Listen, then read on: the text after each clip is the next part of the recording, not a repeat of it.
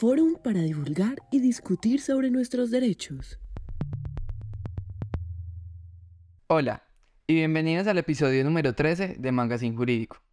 En esta ocasión, continuando con la serie de contenidos sobre el informe de la Comisión de la Verdad, abordaremos el capítulo Por una democracia sin violencia. En Colombia, el camino hacia la democracia ha sido uno manchado de sangre. Sangre de aquellos que han vivido esta lucha directa o indirectamente. Este capítulo abordará la lucha de muchos para construir la paz y la democracia. El conflicto armado dejó más de 9 millones de personas asesinadas, más de 100.000 que fueron sometidas a desaparición forzada. Muchas que no perdieron la vida, perdieron sus terrenos. La violencia ejercida contra las personas indefensas tomó gran protagonismo al ser convertidas en objetivo militar de forma selectiva y masiva. El conflicto se dividió en las guerrillas de izquierda que se levantaron en armas con el fin de obtener el control político, y grandes líderes del país que buscaban defender el status quo. La Comisión de la Verdad nos plantea la democracia como un medio para construir un mejor país, donde la guerra ha impedido que ésta se estableciera. Este capítulo nos expone 3 momentos clave para la democracia en el marco del conflicto armado. El primero, donde se plantea un primer acercamiento de las guerrillas hacia la política. La segunda, el proceso constituyente que culminó en 1991, donde años después se intentó un proceso de paz con una guerrilla muy bien posicionada y con gran control en el territorio. Y la tercera, donde nos enfrentamos a un proceso de paz entre el Estado y las FARC-EP. Aquí el país se encuentra con nuevos retos. La Comisión de la Verdad entiende la paz más allá de su definición negativa. La paz no es solo el silencio de los fusiles, sino la creación de condiciones para la libertad humana. Por eso, debemos repasar nuestra historia para tomar en cuenta que la paz y la guerra han sido el devenir de los anteriores 60 años. En el 84, el gobierno junto a las FARC-EP firmaron el Acuerdo de Uribe, con el que se creó la UP. El supuesto del presidente Betancur era que si la UP estaba en la democracia, no había más propósito de lucha en el campo rural. Por otro lado, las élites económicas y las fuerzas armadas argumentaban que la guerra interna se podía ganar mediante acciones bélicas. La paz no prosperó. Los integrantes de la UP se vieron perseguidos y asesinados durante una década, tiempo durante el cual las FARC aprovecharon para crecer armamentísticamente y económicamente. Los paramilitares del MAS, Muerte a Secuestradores, fueron investigados y se reveló una lista de 163 personas, de las cuales 59 eran militares. Una traición por parte y parte.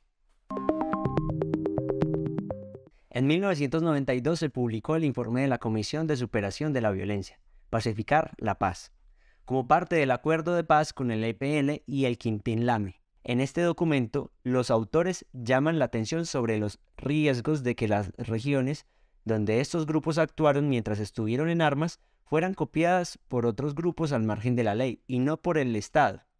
Estas regiones eran Cauca, Putumayo, Catatumbo y Urabá, Córdoba, las mismas regiones en las que ha persistido el conflicto hasta hoy.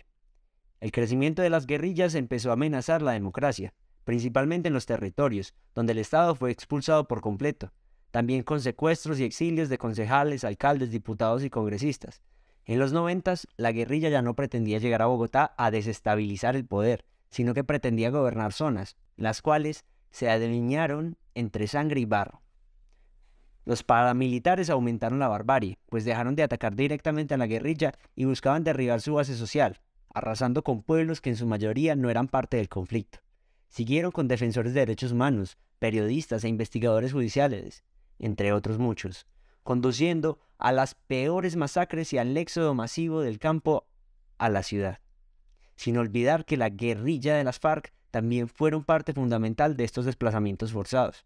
Estas dos fuerzas, en busca de poder, traspasaron poco a poco sus diferencias éticas. El Estado permitió esto por acción y omisión, ya que el capital político se invirtió en apoyar las AUC con el fin de acabar con un mal, provocando que los dos problemas en la nación crecieran. ¿Por qué las guerrillas no sellaban la paz cuando todo el país clamaba por esta? Los testimonios de dirigentes de las FARC otorgan varios indicios. La renta de la coca era tal que negaba acabar la guerra, ya que ésta sostenía la economía de ciertas regiones. También esta renta facilitaba los recursos bélicos que les daban herramientas para ganar la guerra. Segundo, los diálogos en el Caguán les demostraron que estaban alejados de la participación política. Tercero, con la Revolución Bolivariana de Venezuela veían otra posibilidad para ganar la guerra. Cuarto, esperaban construir un pseudoestado al sur del país. Y por último, pensaron que el paramilitarismo no los dejaría hacer paz. ¿Cómo terminó la guerra? En este punto se tenía al ejército como la mayor herramienta para lograr la paz, mediante intervenciones violentas. A raíz de esto se comenzó un discurso por parte del gobierno para estigmatizar a todas las personas que fueran en contra de esta política. Gracias a este mecanismo se justificaron graves hechos de violación de derechos humanos. De igual forma, los actos reprochables de la guerrilla le otorgaban respaldo a toda la violencia causada por la fuerza militar, dándole un patrocinio importante al presidente,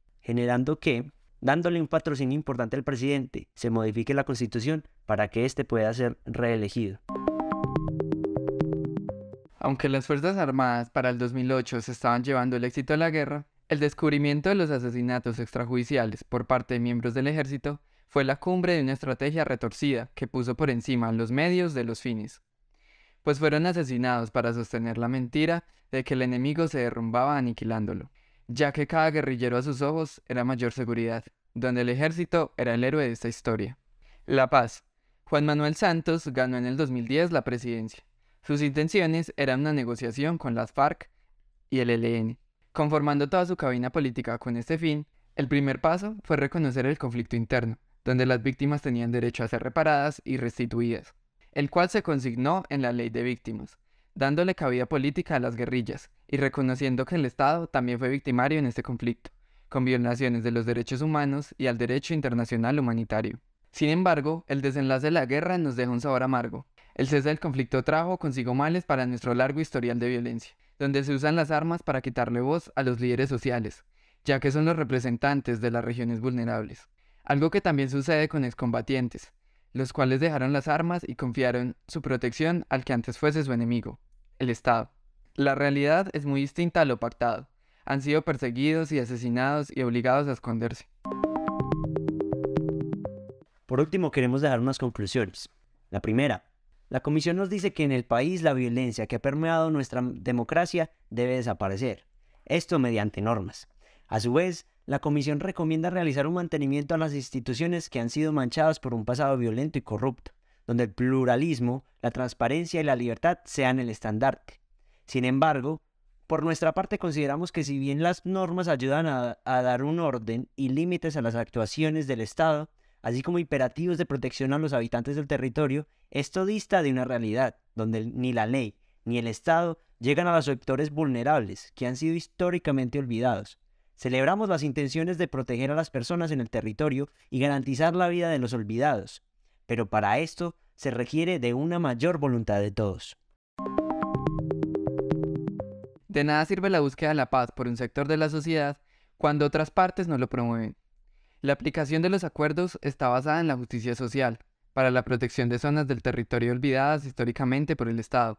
Cuando los que vivimos en las urbes dejamos de lado la aplicación de los acuerdos, sobre todo en las zonas alejadas, se compromete en gran medida el fin del acuerdo y el mantenimiento de la paz. La Comisión de la Verdad a lo largo de este relato nos resalta las labores que ha hecho la Corte Constitucional y el Estado para frenar sus propios excesos. Sin embargo, más que resaltar una gran labor de la Corte y buenas intenciones de funcionarios del Estado, esto resulta en una cuestión alarmante sobre los controles del poder. Podemos estar contentos con dejar toda la responsabilidad del Estado a una sola rama del poder. Por otra parte, se hace un llamado a los partidos políticos para que hagan una revisión a su historial y a otros testimonios para poder reparar y dar perdón a las víctimas, además de prometer al pueblo herido de Colombia que no volverán a acudir a la violencia. La destrozada imagen de los partidos tradicionales hacen que el pueblo busque representación en otros sistemas. No podemos tomar la paz como la falta de asesinatos. Hemos vivido muchos momentos de amnistía o de poca violencia. En estos tiempos se ha logrado avanzar, pero esto se tiene simplemente como un periodo de descanso entre guerras. Es necesario que Colombia cure, para así poder desarmar también el discurso lleno de odio que hemos esparcido por años. Esto fue Magazine Jurídico, muchas gracias por escucharnos. Gracias por escuchar Forum.